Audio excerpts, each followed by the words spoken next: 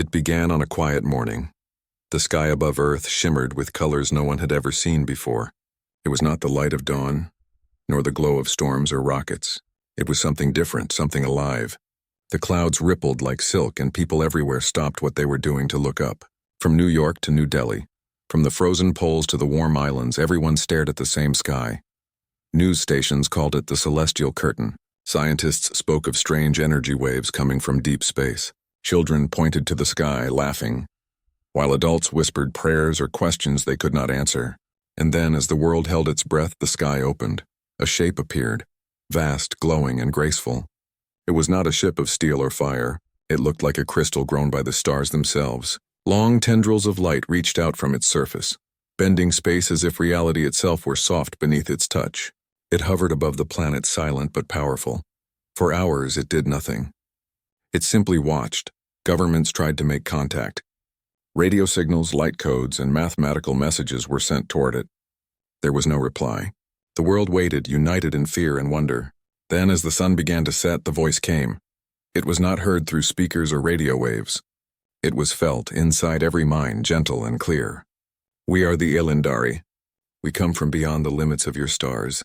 We are the keepers of light, the bringers of order. Fear not, children of time. You have reached the end of your journey. Lay down your burdens, and we shall lift you into eternity. People fell silent. Some wept, others smiled. Many simply stared, unable to believe that something so powerful could be real. The Ilindari did not shout. They did not threaten. Their words were soft, filled with peace. It was like a parent speaking to a child who had lost its way. But among the peace came unease. In a quiet observatory in Chile, an astronomer named Dr. Aaron Kessler watched the Ilindari vessel through a telescope. Its light patterns were strange, mathematical, perfect, repeating like a code. To him, it did not look like a ship of mercy. It looked like a system, a machine following rules far beyond human design. He whispered to his assistant, "They speak like gods, but they act like computers." The assistant frowned. "Do you think they're dangerous?" Aaron did not answer. He just kept watching, feeling a deep chill that words could not explain. In orbit, the International Space Station caught a glimpse of the Ilindari ship from above. The astronauts recorded data, fascinated by how the craft bent sunlight around itself. One of them, Commander Reyna Solis, sent a message back to Earth. "If this is what the universe truly looks like, we've been blind all our lives." The Ilindari's light touched the oceans and mountains, cities and deserts. Everywhere it went, human machines flickered.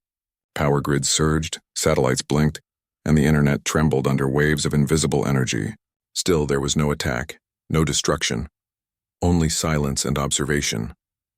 Then, smaller lights began to fall from the main ship, dozens of them, each glowing softly like falling stars. They landed across the planet in deserts, forests, and oceans. When people approached them, they found shapes of crystal, each one humming gently as if singing to the air. The first to touch one was a child in Kenya. When his fingers brushed the glowing surface, he felt warmth and heard a soft whisper. "You are precious. You will be saved." The next morning, that crystal grew. It spread roots into the ground, turning sand into glass. Around it, flowers began to bloom in seconds. The boy's family believed it was a miracle. They built a circle of stones around it and prayed. Similar scenes happened everywhere. Some nations called them gifts. Others called them traps.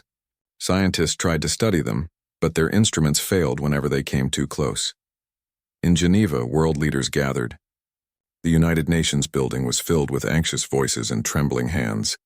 Representatives from every nation stood before screens showing the giant ship above Earth. "What do they want?" asked the French ambassador. "They speak of peace, but peace with who? We never asked for them." A calm voice came from the back of the room. It was Captain Alara Vance, a representative from the United Human Space Fleet.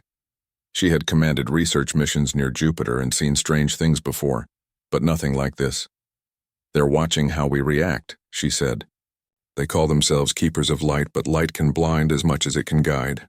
The room fell silent. Her words carried weight. She wasn't afraid, only thoughtful. "If they see us as children," she continued, "then we must show them we've grown." The Secretary General looked at her with a tired face. "And if they don't believe us?" Ilara's eyes turned toward the sky through the window. "Then we remind them what humans do best. We learn. That night, the Elendari spoke again. This time their message was longer and their tone was colder. We have seen your wars, your hunger, your endless noise. You live by chaos and name it freedom. We offer harmony beyond the stars. Submit and you shall live forever in peace. Resist and your voices will fade. Their light brightened, turning night into day. The oceans glowed silver, and mountains cast no shadows. Across the world, millions fell to their knees in awe. Others stood defiantly, fists raised, hearts burning with fear and pride. In her command center, Captain Alara watched the broadcast replay. Around her, officers whispered about surrender or negotiation. But Alara only stared at the screen showing the Elendari ship. Peace through obedience, she murmured. That's not peace. That's silence. Her second officer, Lieutenant Jin, asked softly, Do you think they mean harm? Alara shook her head. No, they believe they're helping us. That's what makes it dangerous. Outside, the Elendari crystals continued to grow. Some merged into towers that reached toward the sky, glowing brighter each night. Birds avoided them, and even the wind seemed to change direction when near. The planet itself seemed to hum with their presence. Meanwhile, people began to change, not in body, but in spirit. Some felt warmth in their hearts, claiming to see visions of perfect cities and endless skies. Others heard whispers guiding them to gather around the crystals, to sing the Elendari songs. These groups called themselves the Enlightened. In contrast, many rejected the light. Farmers found their crops changing under its glow. Oceans began to shift color, and certain machines simply stopped working. Scientists from around the world reported that the planet's magnetic field was subtly shifting. Still, the Elendari remained silent, watching. Dr. Aaron Kessler stayed awake for 3 nights, studying the light frequencies. At last, he discovered a pattern, a message hidden beneath the calm tone of their words. When he translated it, his face turned pale. He sent an urgent note to Captain Alara. They are not offering peace. They are preparing synchronization. They want to align human thought with their own. Alara read the message on her tablet. Around her, the control room buzzed with quiet panic. She knew this was not invasion through force, it was absorption. If humanity accepted their peace, it would stop being human. She turned to her crew. Prepare a communication link. We need to speak to them directly. The next morning, Alara's voice was sent through every frequency, every satellite, every line of communication known to humankind. Her message was simple, direct, and filled with calm strength. Elendari, we hear your call. You speak of harmony, but harmony without choice is not peace. Humanity is not perfect, but we are learning. We may fall, but we rise again. That is our strength. If you wish to guide us, speak as equals, not as gods. The world waited for the reply. Minutes passed. Then an hour. The Elendari ship dimmed as if thinking. The air grew still. Finally, the voice returned, slower this time, almost curious. You speak with courage, child of time, but courage cannot rewrite destiny. And then silence. The ship remained above the clouds, unmoving, as if in deep thought. In that silence, humanity felt both fear and pride. The Elendari had called them children, yet one human had spoken back, not with weapons, but with words. It was small, but it mattered. Around the world, people began to believe they were not powerless. Dr. Kessler continued his research. The crystals near major cities pulsed faster now, reacting to Alara's message. It was as if the Elendari were listening. He realized something incredible. These beings did not fully understand human emotion. They had seen knowledge, logic, and order, but never heart. Perhaps deep down they were not gods after all. In her cabin aboard the orbital station, Captain Alara looked out at the glowing ship. It was beautiful. Almost gentle, yet she could feel the weight of its presence pressing on her chest. Maybe, she whispered to herself, they're not here to rule. Maybe they're here to see if we deserve to stand beside them. Below, the earth glowed softly in their shared light. One world, 2 species, both ancient in spirit, yet young in understanding. And so began the first day of what history would later call the Great Meeting. Not a battle, not a conquest, but a moment when humanity looked at the stars and said for the first time, we are not afraid. The great Elendari ship still hung in the sky like a second moon. Days had passed since Captain Alara Vance's message to them, but no one on Earth or in orbit had heard another word. The world lived in quiet confusion. People waited for something, an answer, a sign, or even a sound, but the silence stretched on endlessly. In the cities, life continued but not as before. People moved slower, spoke softer, and looked up more often. Some prayed to the Elendari, believing their silence was divine patience. Others feared it, thinking it was the calm before something greater. Yet a few scientists, explorers, and dreamers saw opportunity in that silence. For them, it was not the end. It was the beginning of a question no one had ever asked before. What if gods could be reasoned with? Captain Alara Vance stood before the large glass window of her command station, gazing at the Elendari ship floating far beyond the clouds. She had spent years commanding ships crossing empty space between planets, facing dangers no one else had seen. But nothing she had encountered felt as heavy as this presence that seemed to bend the soul as much as it bent light. Her second officer, Lieutenant Jin, approached quietly. He held a tablet showing the latest readings from Earth's surface. "They're not attacking," he said. "The crystals are growing, but slowly. Some of them are even helping." Ilara turned, her brow rising. "Helping?" "Yes," Jin said. "Reports show cleaner air near their structures. Water sources are purifying. Crops in the surrounding areas are growing faster than ever. It's as if the Elendari are healing the planet." Ilara's voice was calm. "And in return, people start to trust them." Jin nodded. "Maybe that's not a bad thing." She looked back at the glowing ship. "It depends on what they want in return." Far below on the surface, Dr. Aaron Kessler sat in his small observatory in Chile, surrounded by screens filled with light data. He had not slept in days. His eyes were tired, but his mind was sharp. On his main monitor, patterns of Elendari energy pulsed slowly like a heartbeat. He spoke to himself softly, recording his notes. "They are changing their frequency every 12 hours, adapting to human communication systems. Not to block them, but to listen." He paused, frowning. "They're studying us." His assistant, Maya, handed him a cup of coffee. "You sound worried, Aaron." "I'm not worried," he replied. "I'm curious. If they can listen, maybe we can talk." Maya tilted her head. "You mean speak with them directly?" Aaron nodded. "Not through radio. Through resonance. They use emotion as frequency. They don't just hear sound, they feel thought." Maya looked amazed. "So you think they can feel us?" Aaron smiled slightly. "Yes, and if we can reach them on that level, maybe we can teach them who we are." Back in orbit, the UHS Resolute, Earth's most advanced research warship, floated near the moon. Its silver hull reflected the distant sunlight and its engines hummed softly. The ship was designed not for destruction but for endurance, to explore deep space and if needed defend humanity's freedom. Alara stood on its bridge now, surrounded by her crew. The main screen displayed hundreds of glowing points, each one a new Elendari crystal growing somewhere on Earth.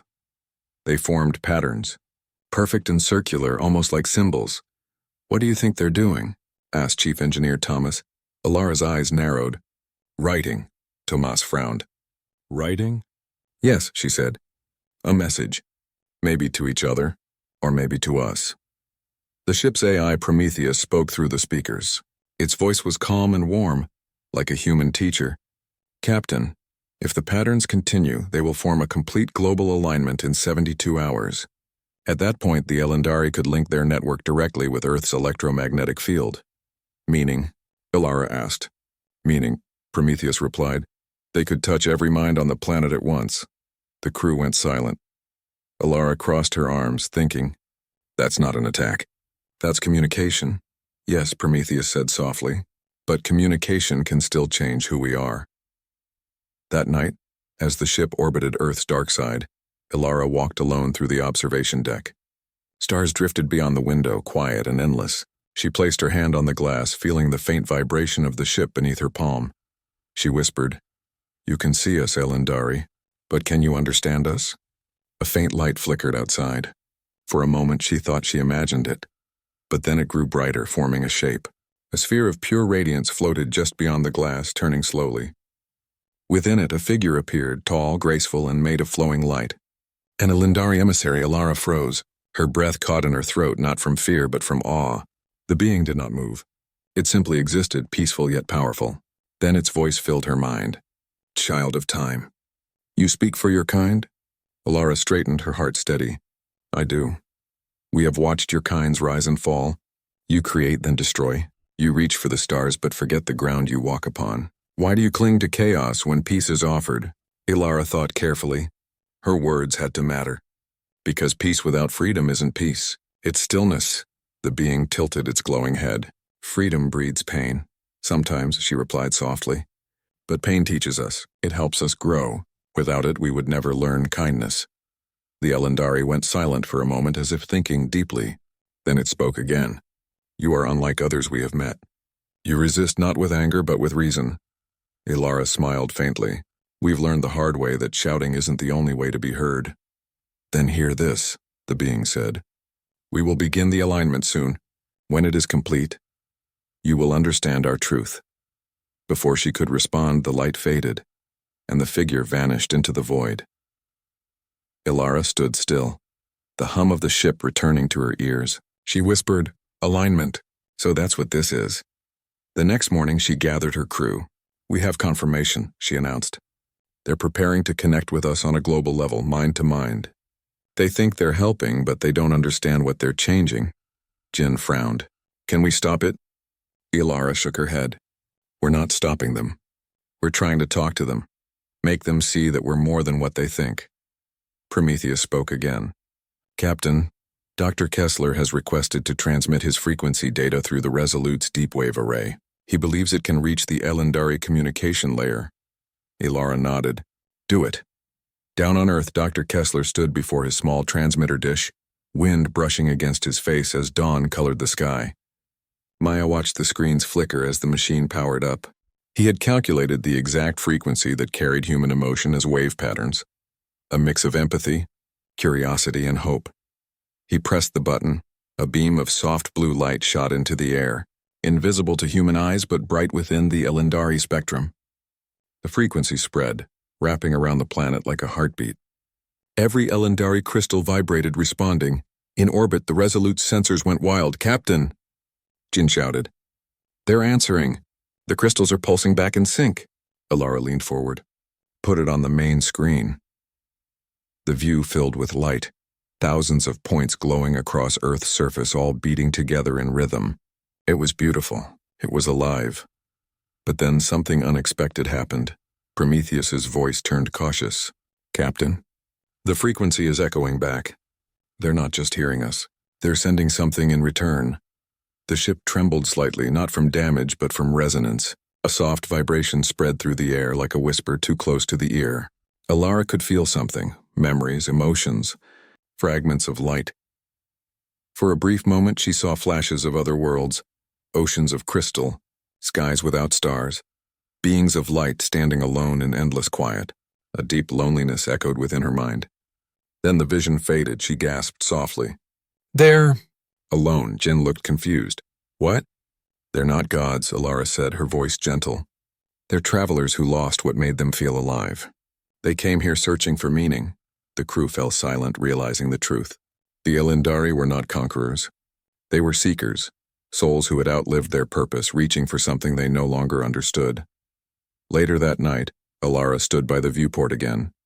The Elendari ship glowed softly, no longer blinding, almost humble. She whispered into the darkness.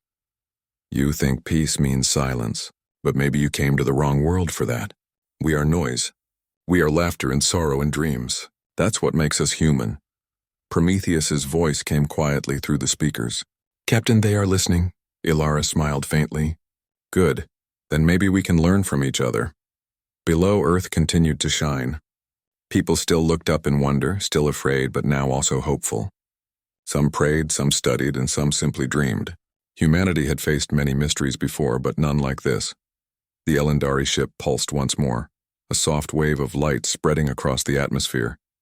This time there was no command, no promise, only a quiet phrase whispered in every heart. Teach us. And for the first time, the so-called gods had asked something of humans.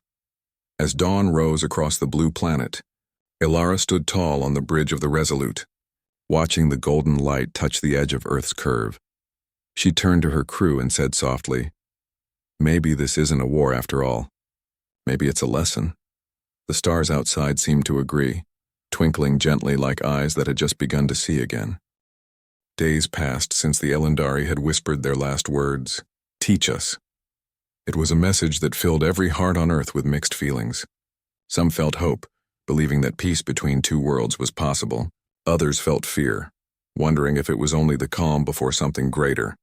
But deep above the planet, aboard the UHS Resolute, Captain Ilara Vance could not rest. Her instincts told her that something was coming. She stood on the bridge looking at the giant Elendari ship glowing beyond the atmosphere. Its light was softer now, almost peaceful, yet the sensors showed strange changes in the energy around it. The ship was alive, and it was evolving. "Prometheus," she said to the ship's AI, "what's happening to them?" The AI's voice came through, steady and calm. "Their energy patterns are increasing in complexity, Captain. It appears they are rewriting their structure. I believe they are learning." "Learning from what?" she asked. "From us," Prometheus answered. "From the resonance link we created through Dr. Kessler's frequency." Ilara frowned, her gaze steady. "So the connection is two-way now." "Yes, Captain," said Prometheus. "They are not only studying humanity, they are adapting to it." Down on Earth, Dr. Aaron Kessler was struggling to understand the same mystery. His screens glowed with strange data, symbols that appeared and disappeared faster than he could read them. The Elendari crystals, once calm, now shimmered in new colors. "They're changing," he whispered. "It's like they're waking up." His assistant Maya looked uneasy. "Do you think we did something wrong?" Aaron shook his head. "No, I think they finally understand what it means to feel." Maya blinked. "Feel?" He turned to her, his expression soft. "For beings who call themselves gods, they've lived without emotion for too long. They've watched countless worlds, but they've never belonged anywhere.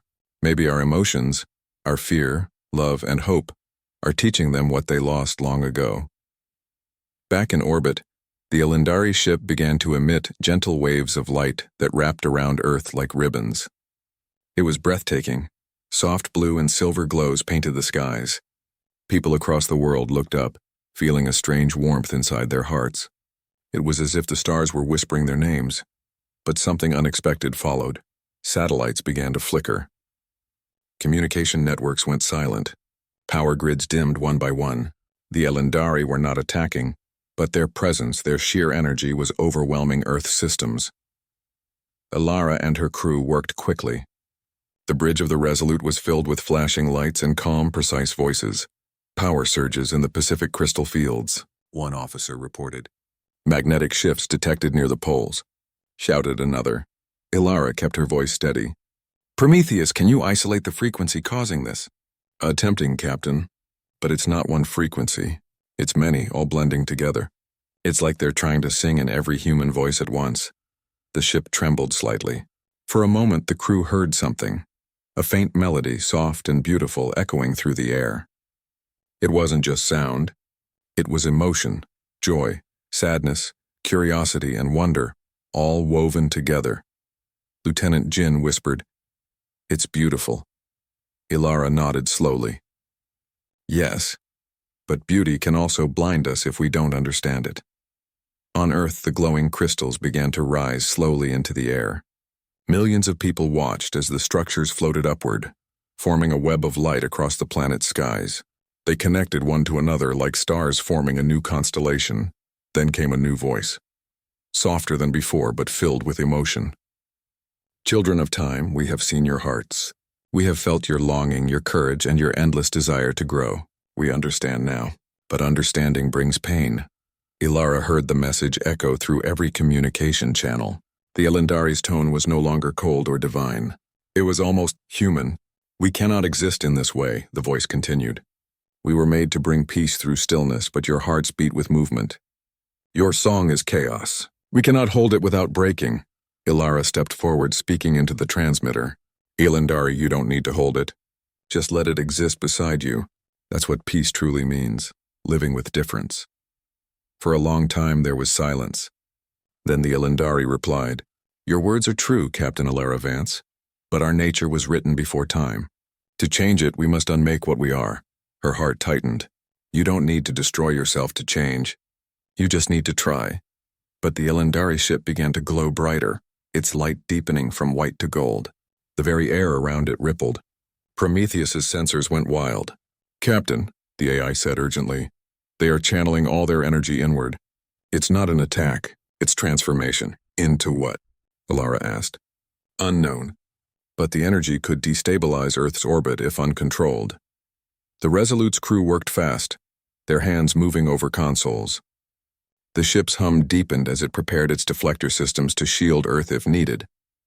Every person aboard knew this was no ordinary crisis. It was something cosmic, something far beyond human understanding. Prometheus's voice came through again. Captain, they're trying to merge their consciousness with the resonance field around Earth. Jin looked shocked. They want to become part of the planet? Alara understood now. They're not trying to rule or leave. They're trying to belong. But if they do, said Prometheus quietly, they might lose what they are. Ilara's voice softened. Maybe that's what they want. On the surface, people everywhere felt a gentle vibration beneath their feet. Oceans rippled without wind. Trees glowed faintly as tiny motes of light drifted through the air. Every living thing felt it, the pulse of something vast and ancient moving through the world. Dr. Kessler stared at his monitors, tears in his eyes. They're becoming energy, merging with Earth's field, Maya whispered. Is that good or bad? Aaron smiled sadly. It depends. For them, it's freedom. For us, it's history. Meanwhile, the Elendari ship pulsed brighter and brighter until it looked like a second sun. Alara's crew watched in awe, shielding their eyes from the glow. It was not heat or fire, and it was light, pure and alive. The ship began to fragment, not breaking apart, but opening, like a flower unfolding. From within it, streams of light poured out, forming patterns across the stars. It was as if they were painting the sky with their memories, worlds they had seen, beings they had met, stories they had carried for ages. Humanity watched as their history unfolded in the heavens. Jin whispered, They're showing us who they were. Alara felt her chest tighten. Maybe so we remember them. The Elendari voice came one last time, faint but filled with peace. We were the keepers of light. We believed eternity meant silence. You showed us it means change. Thank you. And then the light burst outward, spreading across the solar system like a soft wave. It did not harm, it did not burn us, it simply was. Every sensor went blank for 3 seconds. Every heart on Earth skipped a beat. When the light faded, the Elendari ship was gone. Silence filled space. The Resolute drifted quietly, its systems slowly coming back online. The crew stared at the empty sky where the Elendari had been. Jin broke the silence first. They're gone. Alara didn't answer at once. She walked to the window, her reflection framed by the stars. No, she said softly. They're here, just not as they were. Prometheus spoke gently. Captain, readings show a faint new resonance across the planet. It matches Elendari frequency, but it's peaceful, balanced. It's as if they've become part of Earth's very breath. Alara smiled faintly.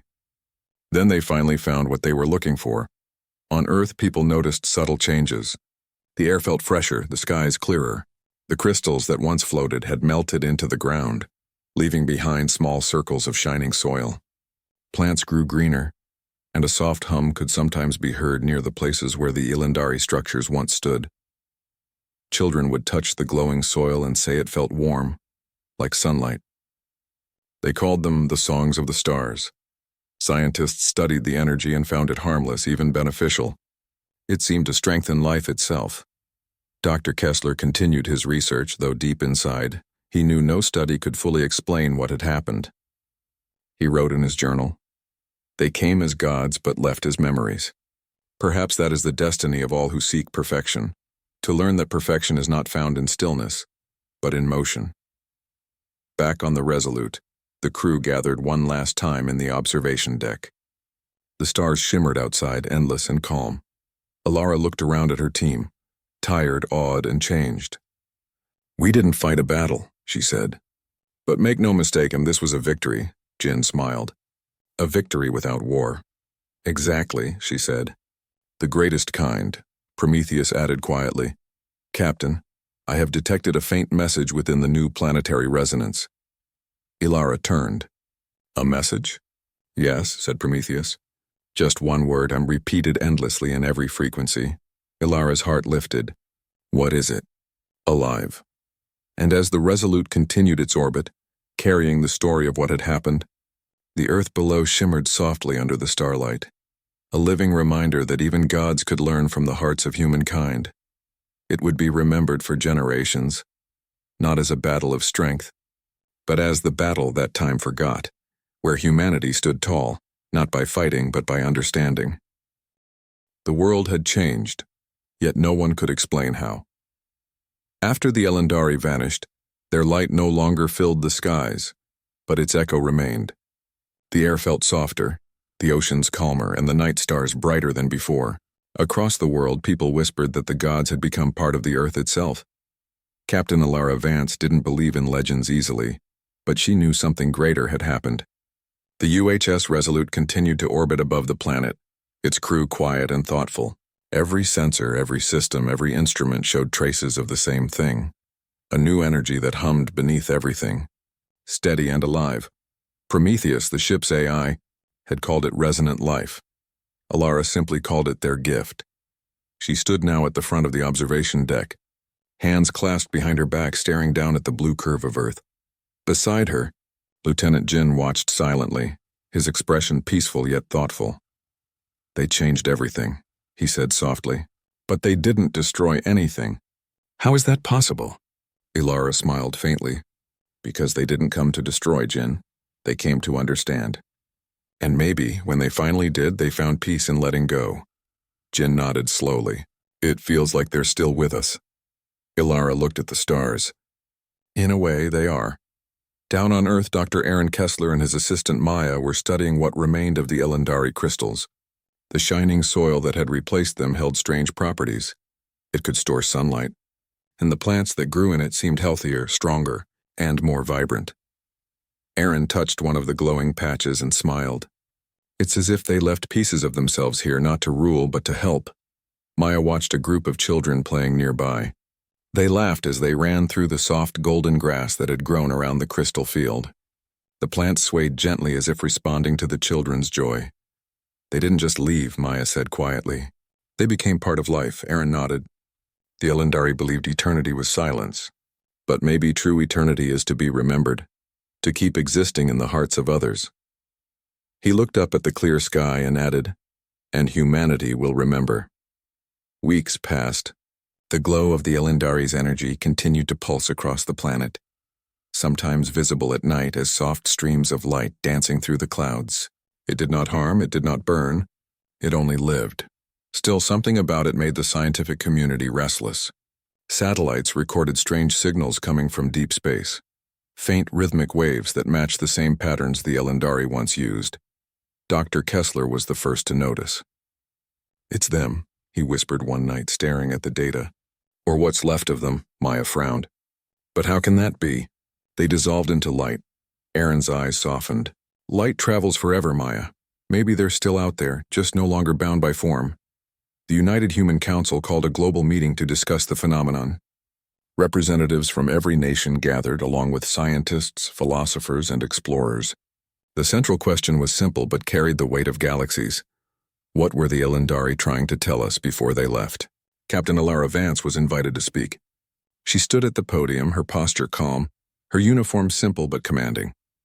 Behind her, large screens showed images of the Elendari ship, glowing as it once had before its final transformation. She began softly. "The Elendari called themselves gods. Maybe they were, but they were also travelers, seekers of meaning. They came to us because, in all their perfection, they had forgotten how to change." The room was silent. Every word she spoke seemed to hang in the air like music. "They believed peace meant stillness," she continued. "They believed that to end pain you must end motion. But we showed them something else, that life is motion, that to live is to feel joy and sorrow, to fail and to rise again." She paused, her eyes gentle. "They didn't fall because we defeated them. They fell because they understood." One of the council members asked, "Do you think they're gone forever?" Alara smiled faintly. "No, I think they've simply changed form. They became part of what they loved lasting, this world."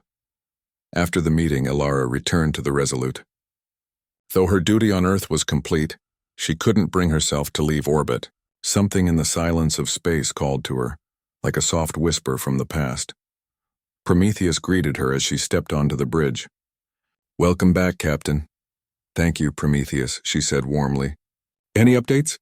"Several new resonance patterns detected across the planet. Each one is unique, almost like individual voices." Ilara looked curious. Voices? "Yes," Prometheus replied. "They seem to echo the emotional frequencies of humans nearby. Laughter, music, even hope." Jin, sitting at the console, turned. "It's like the Elendari energy is mirroring us." Ilara's expression softened. "Then they're still learning." That night, something remarkable happened. From the dark edge of the atmosphere, a faint light appeared. Not bright like before, but small, delicate, and steady. It moved slowly toward the Resolute, leaving a soft trail behind it. Jin leaned forward. "Captain, we're receiving a signal. Same pattern as Elendari resonance." Ilara felt her heart quicken, though she kept her calm. On screen, the view filled with light. From the glow, a shape began to form. Not a ship, not a person, but a sphere of golden radiance pulsing softly. Within its glow, tiny sparkles moved like stars inside a sea. Prometheus's sensors scanned it quietly. No threat detected. Energy is stable. And familiar. Ilara took a deep breath and stepped forward. "Open a communication channel." For a moment, there was silence. Then a gentle voice filled the bridge. It was soft, layered, and musical. The voice of many speaking as one. "Children of time, we are the Elendari that remain." Ilara felt a wave of emotion rise in her chest. "You're alive?" "In a way," the voice replied. "We became part of what we sought to protect. The stars remember us, the air carries our song, and your hearts echo it." The voice paused as if smiling through sound. "We wish to thank you." Ilara's eyes softened. "You don't owe us thanks. You taught us as much as we taught you." "Perhaps," the Elendari replied. "But it was your courage to refuse silence that gave us meaning. We were afraid of change, but you're kind. You embrace it," Jin whispered quietly. "It's like they're speaking from everywhere at once." Ilara smiled. "That's because they are." The Elendari's light began to pulse gently, filling the bridge with warmth. Prometheus recorded the resonance data, noting that the energy didn't behave like any known wave. It was more than signal, it was feeling. The crew felt calm, at peace, almost as if their hearts were being gently tuned. "Captain Ilara Vance," said the Elendari, "you carry the strength of countless lives. The future you will build will shape the stars. But remember this, peace is not stillness and eternity is not silence." Ilara nodded slowly. "We'll remember." "Then our time is done," said the voice. "We will rest among the stars, and in your songs we will live again." The golden light shimmered, slowly breaking into countless small sparks. They drifted away, each one like a tiny star spreading into the dark. The bridge was silent except for the quiet hum of the ship. Jin whispered, "They're gone again." Ilara's voice was soft. "No, they're home."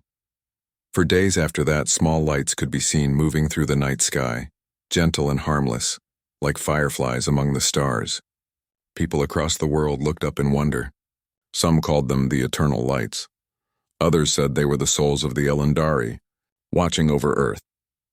In classrooms, children were taught about the event not as a war, but as a story of understanding, the day when gods learned from mortals. Dr. Kessler continued to write about it for years. His final journal entry read, "The Elendari did not fall in battle. They fell into understanding. Their fall was not an end. It was their beginning as something new." The eternal became the living. Back on the Resolute, Ilara stood again before the great window, watching the lights drift across the stars. Prometheus spoke quietly beside her. "Captain, the world is healing. Pollution levels have dropped significantly. The resonance fields remain stable." Ilara smiled. "Good. That means they succeeded." "You sound proud," said Prometheus gently. "I am," she said. "Not just of them and of us. We faced something greater than ourselves and didn't lose who we were." Jin approached carrying a small device. "Captain, we finished decoding the last Elendari frequency before they left." "It's beautiful." Ilara tilted her head. "Play it." He pressed a button. Soft tones filled the room, slow, rising, filled with warmth. It sounded like a melody of stars and wind, endless and peaceful. The entire bridge grew still. Ilara whispered, "It's their goodbye." Jin smiled softly. "Or maybe their promise." Outside, Earth shone brighter than ever. Its blue oceans sparkled beneath the sunlight, and its skies danced with faint waves of golden hue, the last traces of the Elendari's essence. Humanity had grown not by conquest, but by compassion, and in the deep silence of space, the stars themselves seemed to sing. They sang of the Elendari, the beings who once claimed to be gods, and of the humans who taught them the meaning of change. It was the song of life, of motion, of endless learning. It was the fall of the eternal reached not into ruin, but into grace. The years passed quietly. Like pages turning in a book the stars had written together. Humanity had changed since the day the Elendari vanished into the light. Cities that once reached upward in steel and glass now glowed with energy, drawn not from fuel or flame, but from the living resonance the Elendari left behind. The sky no longer carried the heavy smoke of ambition, but the soft shimmer of renewal. Earth had learned something new. Progress did not have to come from taking. It could come from understanding. The age of renewal, Captain. Ilara Vance walked through the streets of New Geneva, one of the new generation's shining cities. Children ran through the parks, laughing as soft golden lights drifted through the air like tiny stars. People smiled at one another more often.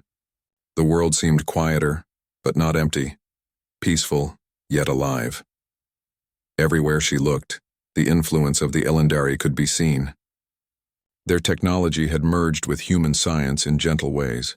Cities powered by sunlight stored in living crystals, medicine that healed not only the body but calmed the spirit, and music that could echo across entire continents through resonant frequencies. The people no longer feared the stars. They looked upward and felt connection instead of distance. As Ilara walked, her communicator hummed softly. The familiar voice of Prometheus filled her ear. "Captain, the Council has requested your presence. They wish to speak about the Elendari resonance fields." Ilara smiled faintly. "I thought I retired." "You did," Prometheus replied. "But history never retires, Captain." She chuckled softly. "That's true. I'll be there soon." The Council of Horizons in the Grand Hall of the United Human Council. The air hummed with quiet conversation. The walls were transparent, showing a panoramic view of Earth from high orbit. Blue oceans glimmered below, threaded with lines of golden light, energy veins that flowed across continents like a living heartbeat. Ilara entered, and the room fell silent out of respect. Though years had passed since the days of the Resolute, her presence still carried the calm gravity of leadership. The head of the council, an older woman named Chancellor Rhea Solon, stood to greet her. "Captain Vance, thank you for coming." "Of course," Ilara said kindly. "What's the concern?" Rhea gestured toward the central display, an image of the night sky filled with moving dots of light. "For several months now, new signals have been appearing. Not dangerous and just mysterious. They seem to be coming from the far side of the galaxy." Ilara studied the data quietly. "Resonant patterns?" "Yes. They match Elendari frequencies, but not the ones we've cataloged before. These are different. Evolving." Ilara's brow furrowed gently. "Evolving?" "Like life," Rhea nodded. "That's what our scientists believe. They think the Elendari essence may have adapted and continued, somewhere far beyond our reach." The room grew quiet. No one spoke. Finally, Ilara said softly, "Then perhaps this isn't an ending after all." The journey beyond days later, Ilara found herself once again aboard the UHS Resolute. The ship had been preserved as a museum, orbiting Earth as a symbol of unity. But when the Council granted permission to reawaken it, the halls came alive once more. Lights flickered to life, systems hummed, and Prometheus greeted her with warmth. "Welcome home, Captain," Ilara smiled. "It feels like it's been a lifetime." "It has in human years," the AI replied. "But time is only a circle here." The old crew, or what remained of them, volunteered eagerly. Lieutenant Jin had grown older, his hair now silver but his eyes still bright with wonder. Scientists, engineers, and explorers from across the world joined them, driven by one purpose: to follow the new signal, to see where the Elendari had gone. Before departure, the ship floated silently above Earth. Millions watched from below as the Resolute glowed with soft white light. Preparing for one last journey, Ilara addressed her crew over the intercom. "We're not leaving to conquer or to claim. We're leaving to listen, to understand what became of those who once thought they were gods. The stars are full of echoes. Let's hear what they have to say." And with that, the engines came to life, propelling the ship gently into the dark sea of stars. Across the endless night weeks turned into months as the Resolute traveled deeper into uncharted space. The resonance signal grew stronger, not loud but clear like a melody whispered through time. Prometheus displayed its patterns across the main screen. The waves of light moved in slow rhythm, creating shapes and sounds that felt almost human. Sometimes they sounded like laughter. Other times they resembled the hum of the Earth's own magnetic fields. Jin watched quietly. "Do you think it's really them?" Alara didn't answer right away. She watched the patterns dance, her heart calm but full. "I think it's their memory, or maybe their continuation," Prometheus added softly. "Every time the signal strengthens, nearby star systems brighten by a fraction. It's as if the light itself is responding." Alara whispered. "Maybe they've become part of the universe itself." The Star Garden, finally, after what felt like an eternity, the Resolute arrived at the source. Before them stretched a scene that made the crew fall silent in awe. A vast field of stars shimmered, arranged in an unnatural harmony, hundreds of suns aligned in gentle curves, glowing with the same golden light that once surrounded the Elendari. Between them floated ribbons of luminous energy, weaving together like a living tapestry. Prometheus's voice trembled softly with wonder. "Captain, this region shouldn't exist. The gravitational pattern is impossible yet perfectly stable. It's as if the stars are holding hands." Alara smiled faintly. "The Elendari always did love symmetry," Jin whispered. "It's beautiful." As they approached, the resonance grew stronger until it filled the ship like a soft chorus. The walls themselves seemed to vibrate with the melody. The crew closed their eyes, each one feeling a strange warmth in their hearts, as if the stars were speaking directly to them. And then, a voice, "Children of time, you came." It was the same tone they remembered, the gentle voice of the Elendari, but now filled with even greater peace. Alara stepped forward, her voice steady but full of emotion. "We followed your song." "And you understood it," the voice replied. "We no longer exist as before. We became the light that guides the dark. We became part of every life that learns, grows, and dreams." Ilara's eyes glistened. "You've become the universe's memory." "Perhaps," said the voice softly. "But you, humanity, became its heart." The crew listened in silence. No one wanted to speak. The words were not commands, not lessons, but gratitude. "When you showed us the beauty of imperfection," the voice continued, "we found eternity not in stillness, but in motion. You reminded us that the smallest spark of life can outshine the longest silence." Ilara placed her hand on the console. "You were never our enemies." "No," said the Elendari. "We were your reflection, the part of creation that had forgotten how to hope." And with that, the stars began to glow brighter. The ribbons of light expanded outward, forming a slow spiral that filled the sky. It was not blinding. It was calm, graceful, and full of life. The promise of the stars Prometheus recorded the data carefully, though it almost seemed unnecessary. What they were witnessing wasn't meant to be measured. It was meant to be felt. "Captain," said Prometheus, "the resonance is merging with our systems." "It's integrating peacefully," Alara closed her eyes.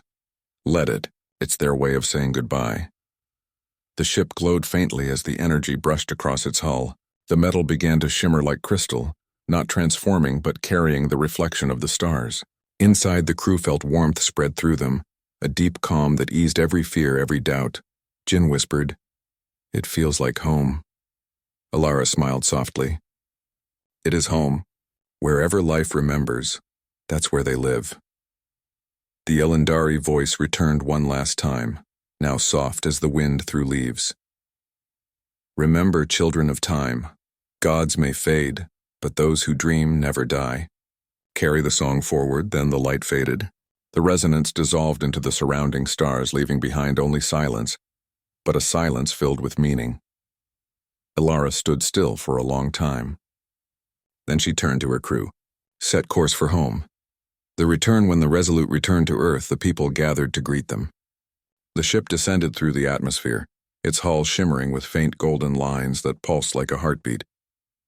Alara stepped out first, greeted by applause and quiet tears. But she raised her hand, smiling gently. This wasn't victory, she said softly. It was connection. The Ilindari didn't vanish, they changed. And maybe that's what all life does in the end. It changes, learns, and continues. The people listened, hearts open. Dr. Kessler, now older and gray, stood near the front of the crowd.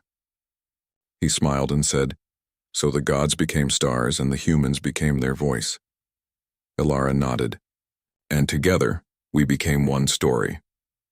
Epilogue. The echo lives on years turned into centuries. Humanity spread among the stars, not as conquerors but as gardeners of light. Wherever they went, they carried with them the gentle hum of the Elendari resonance. It became part of human art, music, and even architecture. Children born on distant colonies learned about the Resolute and its captain. They learned how humanity had once stood before beings of timeless power, and taught them the meaning of change.